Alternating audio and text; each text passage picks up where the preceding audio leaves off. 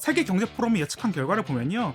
AI를 효과적으로 쓰면 전력, 식품, 교통 딱 이 세 가지 분야에서만 매년 이산화탄소를 최대 6기가톤 줄일 수 있다고 했거든요. 그래요. 단순 계산을 해보면 승용차 12억 대가 싹 사라지는 수준입니다. 문제가 AI 바깥에 있다는 지적인데요.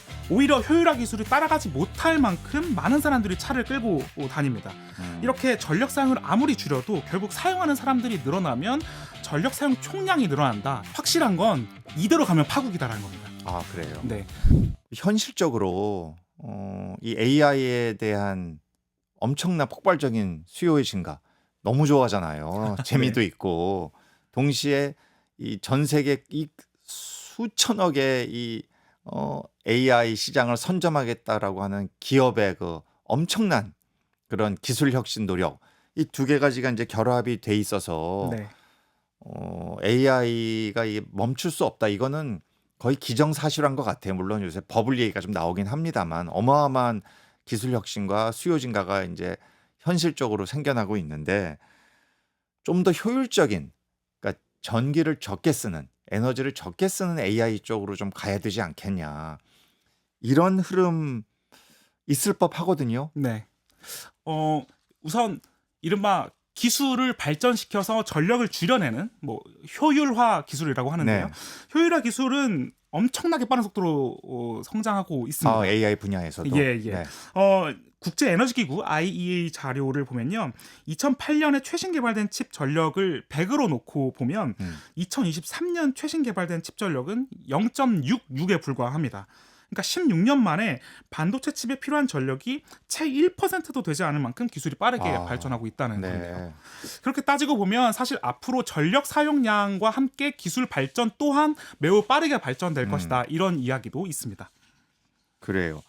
그런 얘기가 바로 쿠미의 법칙이라고 하는, 그러니까 이 컴퓨팅이 계속 연산 능력을 발휘하는 과정에서 전력 소비가 뭐 1년 반 만에 반으로 줄어든다. 네. 이제 이런 식의 이제 효율이 극대화되는 방향으로 기술 발전이 일어난다라고 하는 쿰이라고 하는 스탠포드 대학 교수가 주장한 바인데요. 네. 이런 것들이 좀 현실화되는 면이 AI 분야에서도 있다고 봐도 되는 건가요? 네, 그렇습니다.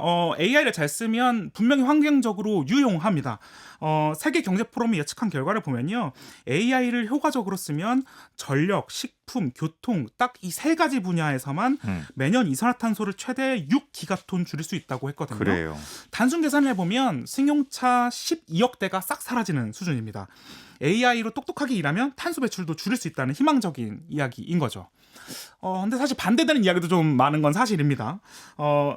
문제가 AI 바깥에 있다는 지적인데요. 이 과거에 비해서 최신형 자동차들은 연비가 좋아졌으니까 탄소 배출을 덜 하겠네?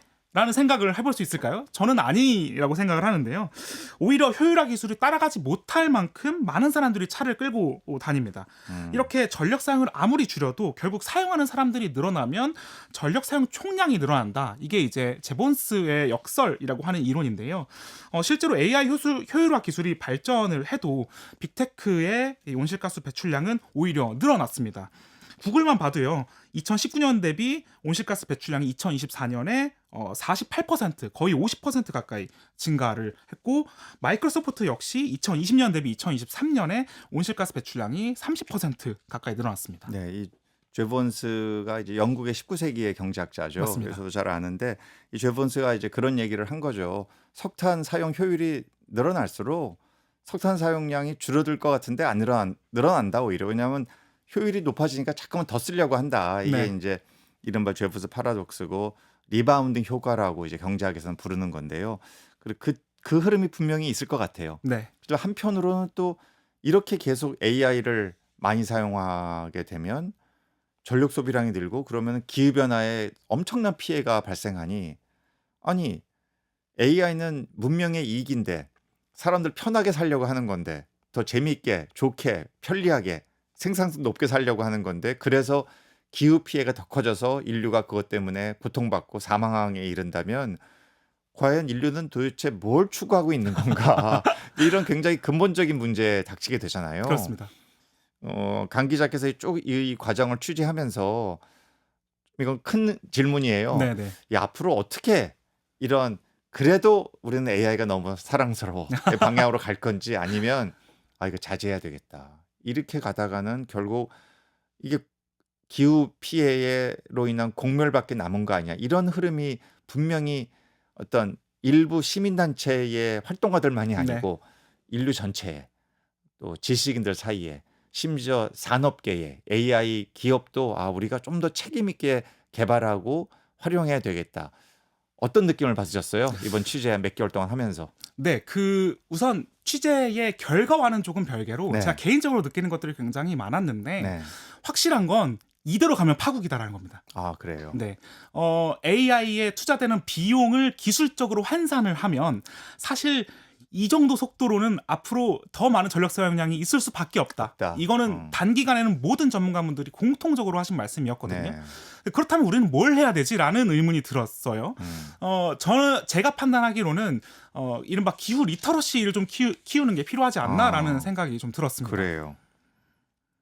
기후 리터러시에 대한 네. 설명을 조금만 더 네, 해주세요. 조금만 더 드리면요. 기후 문해력이라고도 볼 수 있을 것 같은데요. 단순히 뭐 이건 화석 연료야, 뭐 이건 신재생 에너지야, 뭐 탄소 배출하면 지구의 온도가 올라가, 뭐 이런 단순한 정보에서 그쳐서는 안 된다. 우리 교육이. 우리가 다양한 정보들을 연결을 시켜서 논리와 맥락을 이해하게 하고 더 나아가서 실천까지 하도록 돕는 게 이 기후 리터러시 교육의 목적입니다. 이걸 이제 예시로 간단하게 설명드리면요. AI는 많은 전기를 써. 그런데 환경을 파괴하는 전기 생산 방식, 이런 걸 우리가 바꿔볼 수 있지 않을까? 더 나아가서는 우리 지역에 맞는 재생에너지 생산 방식은 뭘까? 뭐 발전 구조를 바꿀 수 없다면 뭐 돈을 내서 환경 보호에 쓰는 건 어떨까? 이렇게 사고를 점점 확장시켜 나가는 건데요. 기후의 문제를 좀 밋밋하거나 추상적으로 느끼지 않고 구체적이고 다양하게 느낄 수 있도록 교육하는 걸 의미를 하는 겁니다. 실제로 이 전문가분들을 인터뷰했을 때도 이 기후 리터러시가 대한민국에 되게 부족한 거 아니냐라는 지적을 했을 때 제가 인터뷰를 하다가 무릎을 쳤어요. 맞습니다라고. 네. 제가 계속 꼬리 질문을 했던 기억이 있습니다. 그 문해력을 높이려면 누가 이런 노력을 해줘야 됩니까? 우리 언론인가요? 언론의 역할이 분명히 크다고 생각을 하고요. 물론 네. 언론만으로는 안 되겠죠. 하지만 네. 최근에 전문가분들도 다 당연히 많이 말씀을 하시는 게 언론의 역할이 굉장히 중요한데도 불구하고 데스크 혹은 기자 자체의 흥미가 떨어지거나 혹은 뭐 상업적인 인과관계, 상업적인 문제가 얽혀 있는 경우에는 기후를 제대로 보도하지 못하는 것 같다는 아쉬움이 굉장히 많이 있으셨어요. 그런 지적도 있었군요. 예, 그렇습니다. 그래서 기후 보도상을 제정하고 앞으로 더 많은 기후 보도가 나왔으면 좋겠다는 말씀을 굉장히 많이 하셨습니다.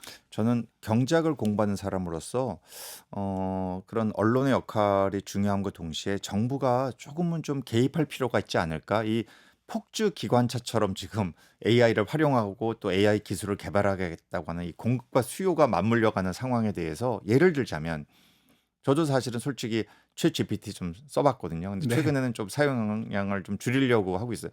틀린 것도 많더라고요. 아, 그럼요. 그런데 그 사용할 때 예를 들어 딱 들어가게 되면 앞부분에 우리 담배에 대한 그러한 경고 문구가 있듯이 뭐 흡연은 뭐 건강을 악화를 초래한다 이런 문구가 있듯이 AI 너무 많이 쓰면 탄소 배출돼서 지구의 미래가 어둡습니다라든지 이런 식의 어떤 경고 문구를 거기에 넣는다든지 이런 것들을 정부가 해당 테크 기업에 대해서 강제한다면 소비자들한테 좀 더 경각심을 불러일으킬 수 있지 않을까.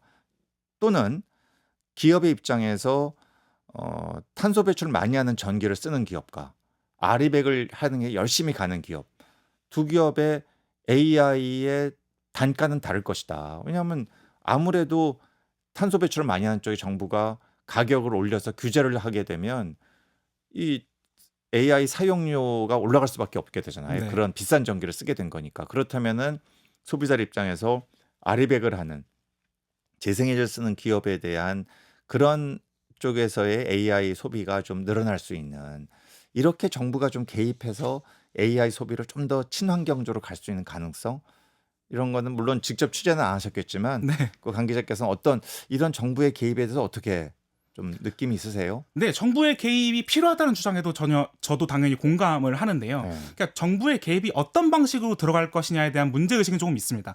예컨대 정부가 기업에 이런 식으로 해라라고 가이드라인을 주는 것과 진흥을 위해서 이런 방식으로 정책적인 뒷받침을 하는 게 전 다른 의미로 다가올 수 있다고 생각을 하거든요. 특히나 이 재생에너지 사용 같은 것은 탄력성이라는 개념이 전 들어가 있다고 생각을 하는데요. 네.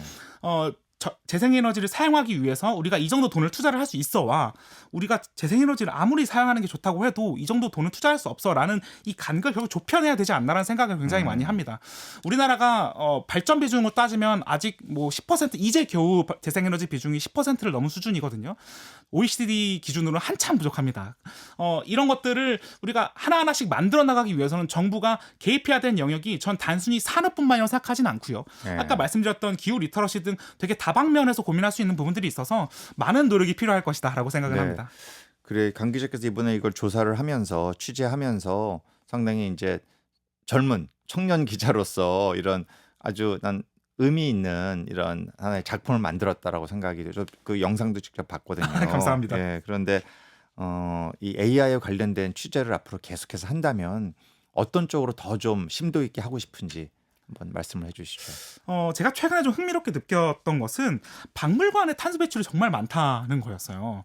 이 얘기를 정말 흘려가듯이 해준 전문가분이 계셨는데 박물관은 항온, 항습과 일정한 조명을 계속해서 비춰야 하기 때문에 어쩔 수 없이 전기 사용량과 탄소 배출이 많을 수밖에 없다는 지적이셨거든요.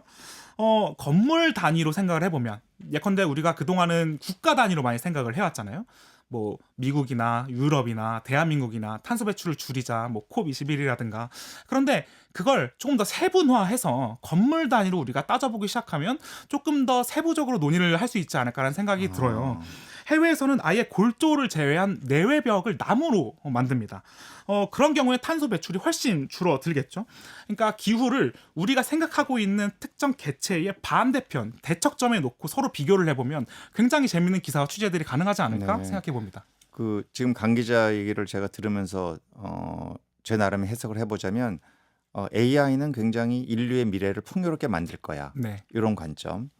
박물관도 역시 우리의 어떤 감성과 또 우리의 역사 의식을 높이는 굉장히 유용한 그러한 이 소비자에게 필요한 것을 제공해주는 아주 유익한 존재야. 이런 속에 사실은 탄소 배출이 많이 일어나고 네. 그걸 소비하는 과정에서 기후변화를 악화시킬 수 있다는 것을 깨닫게 하는 것. 이런 것이 좀 언론의 중요한 역할이 아닐까. 이런 것들을 지적해내는 게 또 기자의 날카로운 눈이 아닐까. 어떻게 제 해석이 맞습니까? 해석 정확하시고요. 저도 최대한으로 좀 노력을 해보겠습니다. 그래요. 마지막으로 이 AI 시대를 살아가는 우리 시민들에게 언론의 인으로서 좀 해주고 싶은 말씀이 있다면 한마디 해주시죠. 네, 저 신영철 문학평론가가 했던 말을 개인적으로 굉장히 좋아하는데요. 네.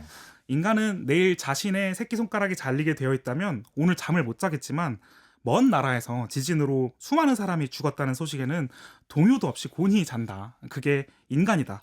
하지만 그런 냉소는 결국 포기와 같은 말이니 포기해버리고 무지한 걸 자랑스러워하지 않는 사회가 되어야 한다. 이렇게 말씀을 하셨어요. 저는 이게 기후에도 그대로 적용될 수 있다고 생각을 하는데요. 기후 잘 모를 수 있다고 생각합니다. 저도 기후를 모든 걸 다 잘 아는 상태에서 취재하는 건 아니었으니까요. 그런데 취재하고 공부하다 보니 정말 심각하다는 걸 많이 체감하게 됐습니다. 그렇지만 그러다 보니 포기하지 않고 우리 함께 고민해 볼 필요가 있지 않나 생각이 들었는데요. 이대로 괜찮을까? 우리 질문해봐야 한다고 생각합니다. 편리하고 유용하지만 함께 다가오는 그 불편한 진실들을 우리가 놓지 않고 함께 고민해봤으면 좋겠습니다. 네, 좋은 말씀 고맙습니다. 지금까지 CBS 노컷뉴스 강석찬 기자였습니다. 고맙습니다. 감사합니다.